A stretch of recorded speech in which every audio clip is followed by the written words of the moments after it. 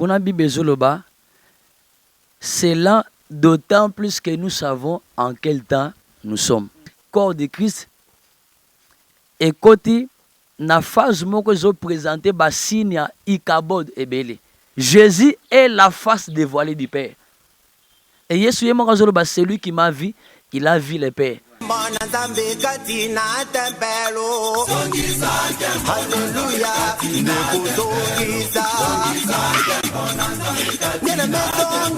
Pesi binombote bandeko batali ya télévision Sango Malamu nzamba pambola biso bisika nyonso bozwami kolanda biso na canal Easy TV na numéro 7 pe na TNT na canal 47 ezali émission na bino Écho des Églises. Écho des Églises espace oyo ezali ya bino ba pasteur pour na kolobela ba activité ya église na bino.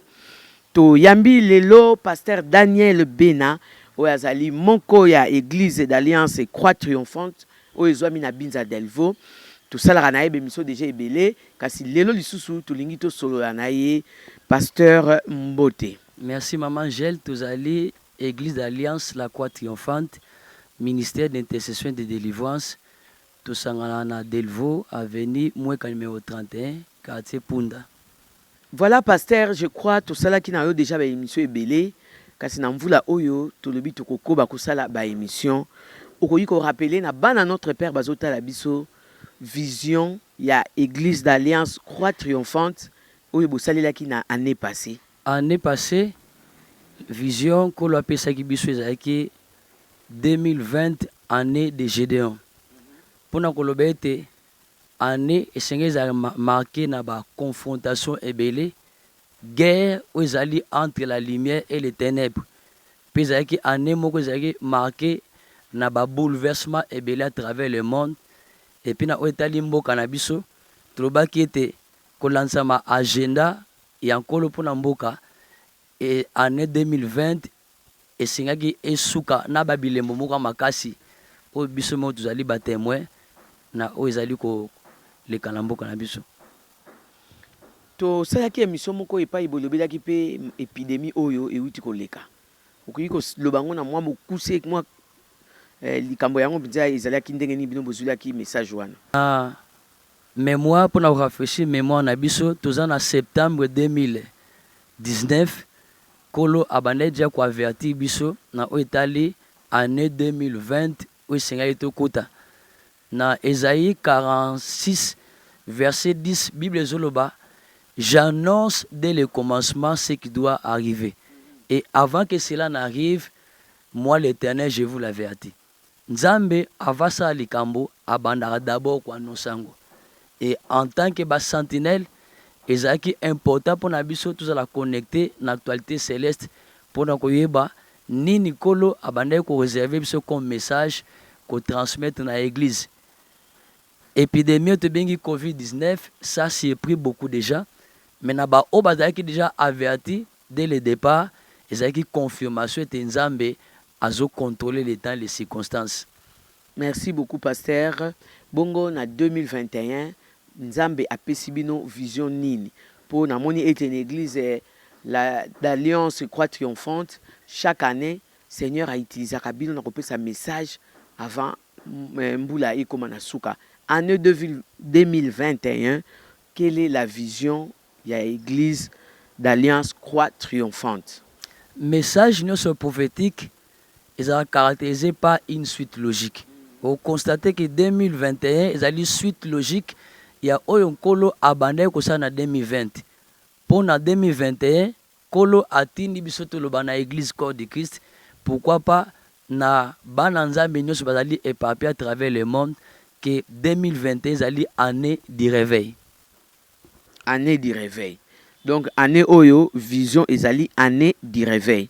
Pasteur, pour na nini année du réveil? Bambula oyo eleki ezalaki année à sommeil. De siko nzambe alobi ke bolali mingi siko il faut bana nzambe to peuple congolais telema. Année du réveil, nzambe a fonctionné de manière aléatoire comme par hasard. Mais nzambe Bible le dit Dieu fait chaque chose à son temps. Et Ecclésiaste 3 déjà le dit chaque chose à son temps. Réveil pour nanini. réveil nyonso tango eyaka et poursuivaka ba but mibale. Premier but d'abord corriger les déviations. Covid-19 oyo eba ko surprendre batebe na 2020. Dieu l'a utilisé comme un instrument pour nous redresser batebele. Et vu les dégâts et sali à travers le monde, tu constates qu'il y a une prise de conscience et bandi kolata les uns et les autres. Et ça la politique, et ça la bato ba sambelaka, et ça la pe ba onyoso ba s'intéresse rapidement na makambo etali ya nzambete. Ne deuxième dimension ya réveil. Ils ont coupé dans l'église la dimension qu'il lui faut pour accomplir la descente Nzambe par rapport à temps précis où Nzambe a permis makambo et bakosalama. Et particulièrement message wana ezali concerné banani. Kaka église to peuple congolais to peuple ya mokili mobimba pasteur. Message du réveil est concerné tout le monde. Les politiques, bas sentinelles, il y a l'église, ba sentinelle ya ba famille bato bakenda musala bato bakenda musala te ba mikolo ba mpaka ba jeune tout le monde est concerné. Pasteur tant Nzambe apesaki message wana ezali vraiment appuyé dans un verset biblique to bozaki juste la phrase l'année 2021 l'année du réveil. Romains chapitre 13 à partir verset 12 toke même na 14. Kuna Bible zoloba, c'est là d'autant plus que nous savons en quel temps nous sommes. C'est l'heure de vous réveiller en plein sommeil. L'Éternel est parti d'un constat, selon lequel qui les a plongés dans une très grande distraction, et surtout les enfants de Dieu.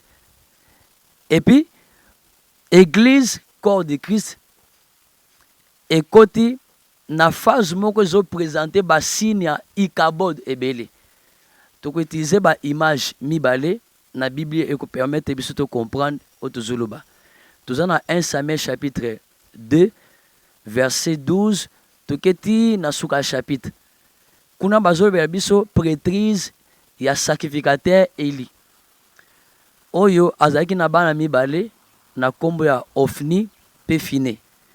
Eza image caractéristique ya ba serviteur au baza na kati ya sacerdoce lelo etalika Congo te mais na monde oyo bazo ko incarner génération ba serviteur au ba se détourner na vocation première Nzambe ayeba ko destiné na bango pour na ko introduire ba makambo ebele salete gloire ya Nzambe eza na église te sommet et ba kozwa place na église pe ba makambo ebele ozo kende en contradiction na o sengeli église et ba kozala image ya mibale to kutango na 1 roi chapitre 18 okomona te église ya lelo ezo présenter ba similitude ba ressemblance ebele na époque yo prophète Eli ayeba ko vivre tozo vivre o to bengi ba beaucoup de déviations doctrinales.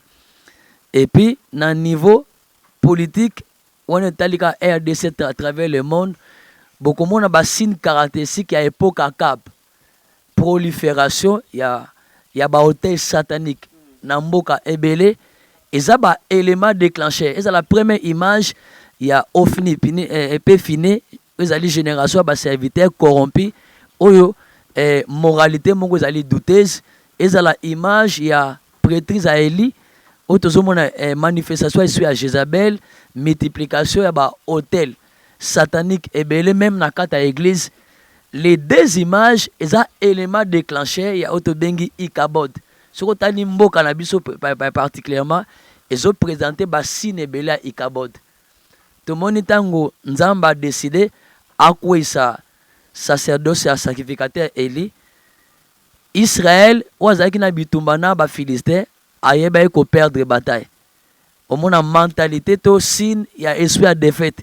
Ezo ko accompagner mboka sans que biso te ba ko s'en rendre vraiment compte. Ezali interpellateur. Ikabod na comprendre ngai na comprendre ikabod donc gloire ya Nzambe ezali susute.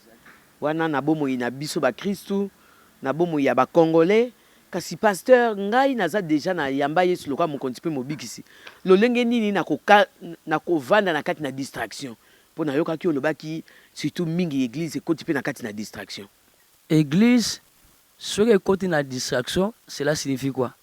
Ceux qui etiki ko sala o sengeli et sala. Église ekoti na distraction ceux qui etiki ko zala o sengeli et sala. De là il y a deux expressions. Kosala o sengeli esala et puis kozala o sengeli ezala. Tobani na dimension liboso église esengeli esala o sengeli kosala. Yesu azoloba na Matthieu 28. Déjà à partir verset 19 et 20, allez faites de toutes les nations des disciples et puis baptisez-les au nom du Père, du Fils et du Saint-Esprit et enseignez-les. Aujourd'hui, l'église n'est plus un lieu oyo ezomema bato. Nako baksa kolobete, ce qui église, ezo produit un peuple saint. Ce qui église, ezo produit un peuple, ezo développer katina peuple te la mentalité tali ya kobanga nzambe. C'est déjà ebandi ko tapa côté. Ce qui église ezobeta c'était si la sanctification. Ce qui église ezobeta c'était si l'enlèvement. Ce qui église ezobeta c'était si l'amour, ça devait déjà un problème. Et église ndenge Yesu azo présenter dans Matthieu chapitre 16 verset 18 à 19. Ezali une maison de puissance. Babi, mais toi, je te l'ai dit, tu es Pierre. C'est cette pierre je bâtirai mon église et les portes du séjour des morts ne prévaudront pas contre elle. Dans le temps, ezalaki nde ba mususu nde babane ko banga ba serviteur de Dieu. Souvenez-vous dans 1 Samuel chapitre 16, les 5 premiers versets, le prophète Samuel a eu mandat à que ne koendre un nouveau roi. Ba Bible le bete tango ba ancien a betelen ba monier, ba tremblaki, pe ba tourni ton arrivée annonce tel quelque chose de bon. Tanda ba théâtre. On parle du pasteur Azemisi, pasteur Ayibi, pasteur Azo initié la sorcellerie, Azo initié le occultisme. Toutes ces choses-là ont diminué la force et l'autorité de l'église. Même dans le temps biblique, tout ça dans Actes des Apôtres chapitre 5. Moto a koufi dans l'église parce qu'il a menti au Saint-Esprit. Nulle part il est signalé la police et kangi pasteur, ba procès et bandit. Ça exprime l'autorité de l'église.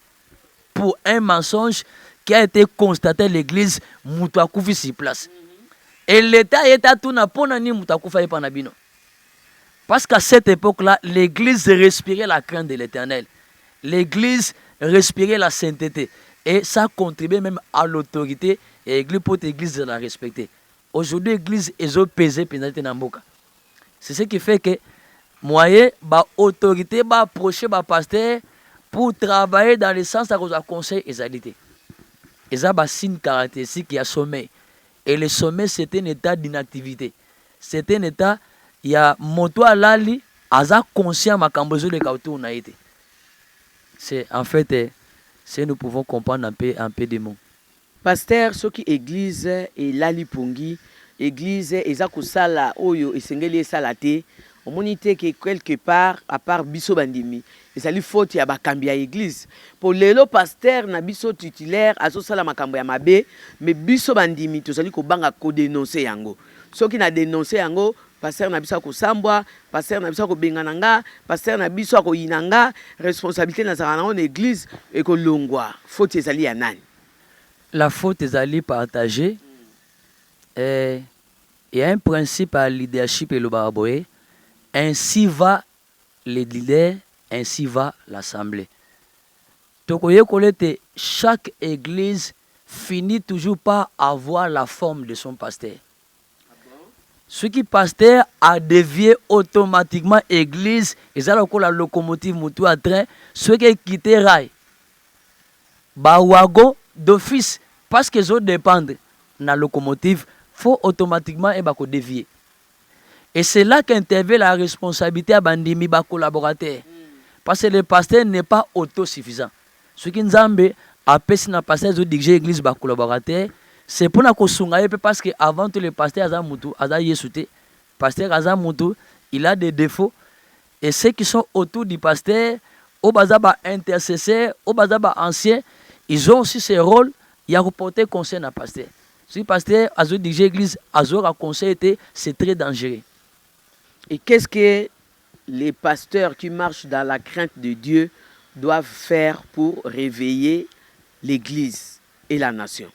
Et c'est ce que tellement ndenge biso toye na etandoike koyeba ko dénoncer aux amabe et puis enseigner le peuple aux allés la vérité parce que c'est temps où tous allés ont réclamé peuple à la enseigner dans la vérité parce que la mission de l'église c'est à dire comme ma batuna présence ensemble préparer les saints pour l'enlèvement. Un pasteur athée à lobby, vous pouvez pécher parce que la grâce de Dieu est là, la grâce de Dieu surabonde. Et ça peut être l'une des distractions, pasteur Daniel. Et ça, une grave déviation.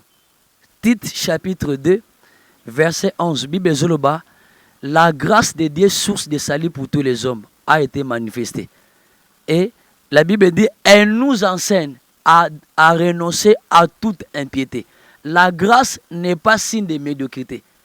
La grâce, c'est le Seigneur Jésus. Si nous devons comprendre très bien la grâce, nous n'avons qu'à observer la vie de Jésus. Il est la manifestation parfaite de la grâce. Dans 1 Jean chapitre 1, verset 14, Bible Zoloba, nous avons contemplé sa gloire. Une gloire comparable à celle du Fils unique venu du Père. Jésus est la face dévoilée du Père. Et Jésus c'est lui qui m'a vu, il a vu le Père. Donc ceux qui, Église et Lingi, et ce sur la très bien enseignement, il y a grâce, nous n'avons qu'à regarder Jésus, notre modèle, comment il a vécu sur la terre. Parce que les chrétiens, ont dit reproduction de la vie de Jésus qui se par la puissance du Saint-Esprit. Nous reproduisons ce que Jésus était et nous reproduisons ce que Jésus fait. Dans l'église d'Alliance La Croix Triomphante, activité qu'on appelle Sekibiso pour concrétiser la vision. Il y a réveil Ali premièrement. C'est banda année par l'organisation d'une campagne d'évangélisation. Parce qu'une église, ceux qui ont la mission, ils allaient condamnés à disparaître. Et puis, l'église, ceux qui ont évangélisé, c'est une désobéissance très grave. Parce que Jésus a dit, allez, c'est un nom, des un impératif. Faites de toutes les nations des disciples, pas des fanatiques, des disciples, qu'on présentait Batu. Jésus, le kola mokonzi pe mobikisi, ensuite qu'on enseigne bango pe na tourna bango ne pour la zoloba ce que tu as reçu de moi, enseigne-le à d'autres personnes qui soient capables à les enseigner à d'autres. Et c'est de cette manière l'église de Jésus-Christ est appelée à se multiplier. Or, il y a multiplication lorsque l'église ils ont marché dans le sens, il y a quoi gagner ba âme, qu'on former bango comme des disciples, atteindre un stade il y a maturité, alors que l'église va se multiplier. Et puis, l'église, tous allez qu'on s'inscrit dans la logique, il y a continuité, il y a un maître dans la biso Yesu Christ à Salaki. Bible Zoloba, dans Mukanda, il y a Actes des Apôtres, chapitre 1, verset 8, mais vous recevrez une puissance. Le Saint-Esprit surviendra sur vous et vous serez mes témoins à Jérusalem, dans toute la Galilée, dans la Samarie et aux extrémités de la terre. Les réveils et Kotsabat Namusala. Après la Pentecôte, juste tant que Yambi Moli Momo Santo, baza baptisé dans le Saint-Esprit, le travail du réveil a commencé. Les apôtres ont réalisé une très grande moisson. Environ 3000 âmes qui gagné l'intervention moko. C'est ce que l'église est appelée à faire. Et un espace, lancement, il y a un espace à la télévision, ils ont dénommé temps du réveil. Ils ont un cadre, il y a partage, il y a un message d'actualité pour la nation, pour l'église corps du Christ et puis pour la Mokili. Parce que Bible Zoloba, quand il n'y a pas de révélation, le peuple est sans frein. Et la révélation fonctionne comme une boussole appelée à orienter le peuple. Ce qui peut pas aller orienter, et ça vraiment mon boulot. Naïban le toloba qui était réveil nyonso intervenir pour accomplir ba bit mi balé. Premier but, corriger les déviations. Tozongi na image, il y a prophète Élie, 1 roi chapitre 18, kobanda premier verset na verset 38. Tout est parti d'un constat. Tout dans 1 roi chapitre 16, na temps ya prophète Élie, il y a un roi na komba Akab. Akab azalaki fils ya Omri, asalié na mariage na fille ya roi eti babengi Jézabel. Déjà au départ c'était une déviation. Pourquoi? Parce que le roi d'Israël ne devait pas s'engager na l'alliance zali ya perdition. Na l'alliance zali contre nature. De peur que la nation s'ala entraîner na ba déviation. Et Bible est comme si ce n'a pas été suffisant. Le couple Akab et Jézabel se sont mis à persécuter la prêtrise. Babandi Koboma, ba vrai serviteur de Dieu. Et pour dominer très bien, ils ont érigé sur la nation ba hôtel pour les balles. Maman Jette Rolobete, notre Dieu est irremplaçable. Et s'il y a une chose que Dieu ne supporte pas, il y a ce que nous appelons l'idolâtrie. Et ça parmi les facteurs majeurs où enfoncé mboka oyo. En son temps, tout ça qui na tata moko, un père fondateur qui s'est permis à la fin du monde que lorsqu'il s'agit, il y a koloka kimia pour mboka naza prêt, il y a ko partisan avec le diable. Les paroles d'un père engagent même la vie de la famille où ils ont représenté. Wow. Et ça contribue à enfoncer mboka spirituellement. Akab a remplacé Omri ou Atamola qui nanzelana. Il n'a pas tiré les enseignements sur les leçons du passé. Il a enfoncé, a renforcé sous ma baie. L'idolâtrie, c'est un péché qui condamne la nation. Et ça a en sorte que même les richesses au peuple sengeli a profité nango et vous allez transférer entre les mains des étrangers. Ce qu'on a un étranger, ici, nous ne voulons pas encourager la xénophobie. Mais comme on a un étranger, on a kilote en kilote namboka ne soka ye a comme patron. Alors les ayants droit, on zamba sopel ba richesse belé, bazo mener la vie des esclaves. Ndenge constat Salomon Sabi, j'ai vu un malheur sous le soleil, des princes marchant à pied mais des esclaves na ba condition moka malam. Deuxième chose, et ça là qui était Israël a enfoncé. On s'est mis à verser le sang innocent. L'idolâtrie, les sang répandus innocemment et qui n'a qu'à condamner la vie de la nation. N'a qu'à ramener biso dans Lévitique 18, verset 24 à 30. Nzambe azolobana Israël par la bouche de Moïse. Abi bamboka abi pa nazoti na bino, ceux qui nazo bengana bango, parce que ces nations ont souillé la terre et le pays a vomi ses habitants.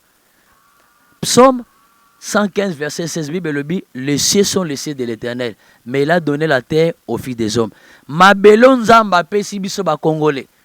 Ceux qui tozo salango malamute, tozo suyango par l'idolâtrie et dans l'église et dans na bazana na pouvoir passer la pouvoir. Et suyaka mabele et mabele en retour que ça hors de panzambe et sans abiso. Ce qu'on a dit constat na congolais nous allons éveiller per réveiller. Vous allez constater que quelque part, la terre est en conflit avec le Congo. Allez voir ce qui se passe à l'Est. Mikolonioso, Makila et Sopana de temps en temps. Ne pensez pas que ce sont les Blancs qui vont arrêter cette histoire. La clé se trouve entre les mains des Congolais. Sotolingi Kimia, Mbokeza stable, nous aurons la stabilité. Mais à condition, tozonge pas dans Zambé par rapport à Mabé, toujours ça dans Mabélé, Mabé, toujours ça entre Bisso et Bisso. Et la colère du Seigneur sera apaisée. Alors, tant que le prophète Élie aye, il n'a pas formé une milice pour combattre le gouvernement. Et l'Église n'est pas un mouvement politico-militaire. Mais le travail a commencé dans les sacerdoces. Il fallait réparer l'autel, il fallait restaurer la prêtrise. Babi, il répara l'autel de 12 pierres qui étaient renversées. Quand l'Église embrasse le monde, elle devait une tombe qui enterre les destinées. Et l'église est belle, ça tombe aujourd'hui. Et ceux qui ont enterré, au lieu de communiquer la vie, et ceux qui ont enterré, les destinées bateau. Et quand l'église embrasse le diable, ça devait une synagogue de Satan. Na bandeko bazali kolanda biso, année du réveil, ezali tamoko ezali très prophétique, pesana ba bouleversement ebele. Kolo azali ko recommander na bana nzambe nyonso en commençant par des sentinelles de l'église. Il y a ko corriger ba erreur, ba déviation pour restaurer prêtrise. Il faut un travail à restauration et banda à l'hôtel parce que la prêtrise affecte la nation. Et ami balé réveil nyonso ezara accompagné na ba jugement. Il y a des jugements qui arrivent sur la nation, qui arrivent dans le monde et nous aurons à les découvrir au cours de notre émission. Mais pour le moment, le Seigneur a dit qu'on interpeller les uns et les autres. Munamuto azonga nanzela. Bakobenga biso na 081 853 98 18 nde bakozwa biso. Mbote mingi maman Angèle. Bien merci. Tondi buyo tondi pe kopesa bana ya notre père télévision sans malamu mbote mingi. Église la Croix triomphante, église d'alliance la Croix triomphante.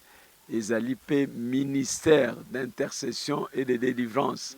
Parce que wanande sika e vandi doctrine nabiso, vision nabiso, tozali non seulement une église, mais tozali un ministère pour na intercéder, qu'on former ba leader l'intercession, qu'on former ba nzambe ba ko adorer nzambe pe ko kabela nzambe pe ba délivrance. Programme nabiso ezali ba culte, il y a semaine ezaboye mardi tous un culte de famille à partir de 17h à 19h30 ezali culte de famille prière nabiso et les kakana pourquoi tu peux s'adresse et jeudi tous un culte de combat Jéricho j'ai dit Jéricho plutôt ezali ko banda na 17h pe ko sukisa na 19h30 et dimanche tozana culte, il y a célébration, il y a adoration toza na culte bandaka 9h30 ti 12h30 mais avant cela toza kana tranche ya ekodim école de dimanche pour na bana et to s'arrêter na culte moko dimanche na vie circonstance ya ba couvre-feu ndenge mboka eza kotambola toza kotosa mibeko. Normalement toza kana deux cultes le dimanche toza na culte ya Tongo 9h30 12h30 pe toza kana culte ya pourquoi pour na bandeko baza empêché de 16h30 à 19h30 adresse na biso to vandi église vandi na avenue Mweka 31 quartier Punda na Binza Delvaux, référence Lalou, so quitté na Lalou, au côté à gauche, avenue Mweka, na Souka de Esikatozen. Voilà, bana notre père, tout yambaki na cadre à émission Écho des églises, espace où et pesa melibino ba pasteur, ba sali na nzambe pona koya kolobela, ba activité à église na bino, tout yambaki pasteur Daniel Bena, pe pasteur Ignace Magoy, ba bazali ya église d'alliance Croix triomphante o ezwami na Binza Delvaux. Soki yo po lingi ete église na yo ezala activité à église na yo eleka na télévision sango malamu bengi biso na ba numéro ezali affiché na se ya écran na bino tokoyeba koya pe kosala na bino émission tika to lamuka ndenge bandeko balobi ezali ngonga ya réveil, ngonga ya kolala pongite, ngonga ya kotelema na losambo na mabota na misala na baetelo pe na mboka na biso Congo démocratique. Pe merci na bino bana notre père. Ce qui est soit zongité de to kutani mikolo ezali koya botika la toujours kolanda manaka ya télévision chrétienne sango malamu. Que Dieu vous bénisse. Ciao.